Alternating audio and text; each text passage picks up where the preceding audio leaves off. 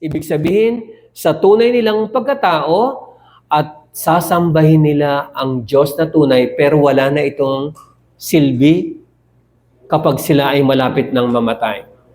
At walang pag-aalinlangan sa amin, sa Kanya, tayong lahat o silang lahat at sa Kanya, silang lahat ay magbabalik. Nakuha nyo? So, ganun yung mangyayari. Kaya Muslim by nature, lahat ng kusang, lahat ng nilikha ng Allah na kusang sumusunod sa itinalaga niya rito, sa itinalaga ng Allah para rito. Ang anumang bagay na kusang sumusunod sa itinalaga ng Allah para rito. Muslim by nature, lahat ng nilikha ay Muslim. Muslim by choice. Itong utak natin ay Muslim by nature. Pero binigyan ito ng freedom of choice kung magpapasailalim ba siya o hindi. Itong tinatawag nating nasiha. Ito yung kumokontrol ng ating buong pagkatao. Ito yung nagpapasya. Ito yung nagpaplano. Ito yung kumokontrol ng buong pagkatao natin. Pag sinabi ng utak natin, huwag kang mag-Muslim. Huwag mong isuko ang iyong sarili sa kagustuhan ng Allah. Hindi, ibig sabihin, susunod ang ating buong pagkatao sa kung ano yung kinumand ng ating utak. Pero pag ang utak natin ay nagpasailalim, yung buong pagkatao natin ay kusang susunod, kaya ang kaligtasan ang pagsuko ng buong sarili sa kagustuhan ng Allah. Nakuha nyo? So ito yung kumokontrol. Itong ating, ibig sabihin, frontal brain.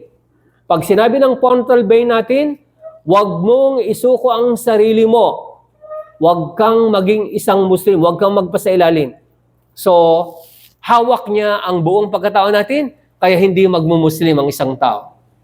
Pero kapag yung utak natin ay nagsabi na isuko mo ang sarili mo, kusang susunod ang ating buong katauhan sa command ng ating utak. At ito yung kaligtasan.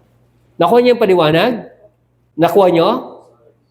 هو اجتباكم وما جعل عليكم في الدين من حرج ملة أبيكم إبراهيم وسماكم المسلمين من قبل وفي هذا. So, siyang pumili sa inyo. Ang Allah siyang pumili sa atin. Na kung kaya magpunyagi tayo ng labis-labis na pagpupunyagi sa kanyang daan. At wala siyang iniligay na anumang relihiyon, ng anumang kahirapan sa ating relihiyon. Ang Islam ang pinakamadaling kaparaanan ng pamumuhay sa ibabaw ng kalupaan. Habang kumakamit ka, nagkakamit ka ng kaalaman, nagiging madali sa iyo ang isa pamuhay, ang ating buhay sa ibabaw ng kalupaan. Pinakamadaling kaparaanan ng pamumuhay. Punong-puno ng kapanatagan, contentment sa sarili. At hindi nabibili ito. Hindi nabibili ang kapanatagan, ang kakontentuhan sa sarili. Ibig sabihin, walang nagtataglay ng ganitong relihiyon maliban lamang sa pananampalatayang Islam. Walang inilagay na anumang kahirapan sa inyong relihiyon. Ito ang relihiyon ng inyong ama na si Ibrahim. Kung ang lahat ng angkan ng Israelitas at angkan ng Ismaelitas, lahat ng mga propeta ay galing sa lahi ni Ibrahim a.s. pagkatapos ng baha, ibig sabihin lahat sila ay mga Muslim. At walang sinumang kundi ang Allah ang siyang nagpangalan sa inyo na mga Muslim.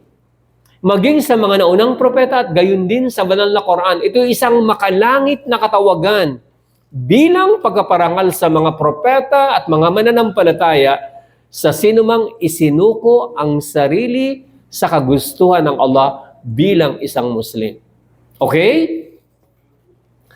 Sinabi mismo ng Allah kung ano yung relihiyon ni Ibrahim. ما كان إبراهيم يهوديا ولا نصرانيا ولكن كان حنيفا مسلما وما كان من المشركين. Kailanman si Abraham ay hindi isang Hudyo at kailanman ay hindi siya isang Kristiyano, kundi siya isang dalisay na Muslim at hindi siya kabilang sa mga sumasamba sa mga Diyos-Diyosan.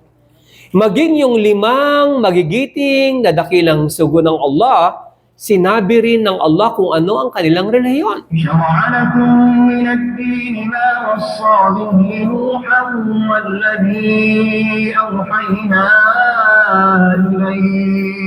والذي أوحينا إليك وما وصينا به إبراهيم وموسى وعيسى أن أقيموا الدين ولا تتفرقوا فيه. Nagpadala ang Allah ng 124,000 na mga propeta. Mula rito ay merong 350 na mga sugo, mas matataas sila kaysa sa mga propeta. At mula sa 315, merong 5 magigiting na mga dakilang sugo ng Allah.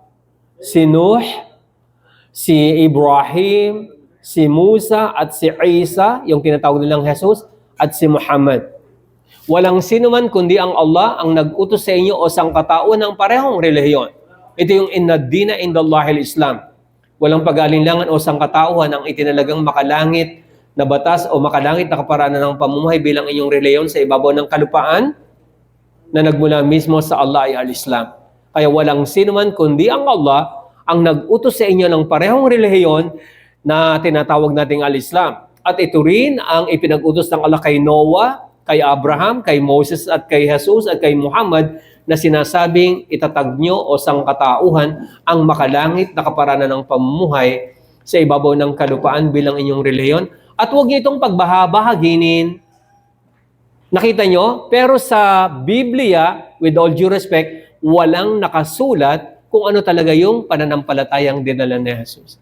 Kaya, maraming naglitawan na iba't ibang sekta. Sorry siya. Kahit 5 minutes lang siya or 10 minutes, magkain ka muna. Hindi, okay lang, busog ako. Oo. Or bigyan natin sila na para Ay, antukin na. Kasi pag inantok kayo, antukin din ako. Akala kasi ng Mashallah, Sheikh Abdurrahman. Mashallah, tabarakallah. Kumusta na? Alhamdulillah. Nagto pa tayo, mashallah. Akala ng mga non-Muslim, ang Islam ay nagsimula lamang sa kapanahonan ni Propeta Muhammad sallallahu alaihi wasallam at ito ay tinatanggi ng Quran. Dahil si Ibrahim, si Adam, si Nuh, si Propeta Noah, sila yung mga Muslim. At Islam ang kanilang itinuro. Tulad halimbawa kunwari, ito yung mga angka ng Israelitas. Si Abraham, si Jacob, sinasabi ng Allah na Islam ang kanilang relihiyon at sila yung mga Muslim. Bilang pagpapayo ni Ibrahim, isinapamuhay nila ang pananampalatayang Islam. ووصى بها إبراهيم بنيه ويعقوب يا بني إن الله اصطفى لكم الدين فلا تموتن إلا وأنتم مسلمون. At ang pag-utos o at ang pagsukong ito sa Allah ay ipinag-utos na Ibrahim sa kanyang mga anak at sa kanyang ina po na si Yaqub na sinasabing, o aking mga anak, ang Allah ay pumili sa inyo ng tunay na relihiyon na kung kaya huwag niyong pahintulutan na mamatay kayo nang wala sa pananampalatayang Islam bilang isang Muslim. Nakuha niyo? So hindi lamang ito sa kapanahunan ni Propeta Muhammad sallallahu alaihi wasallam, maging sa kapanahunan ni Yaqub, Ismael, Ishaq, lahat ito ay Islam ang kanilang itinuro batay sa Quran, sa Allah subhanahu wa ta'ala.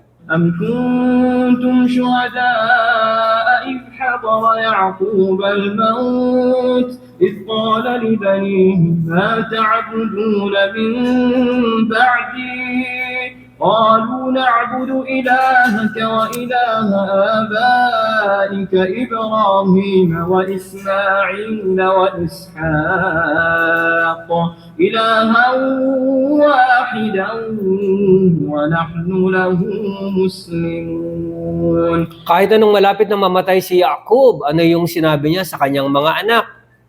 Kayo ba ay saksi nung malapit nang dumating ang kamatayan kay Yaqub?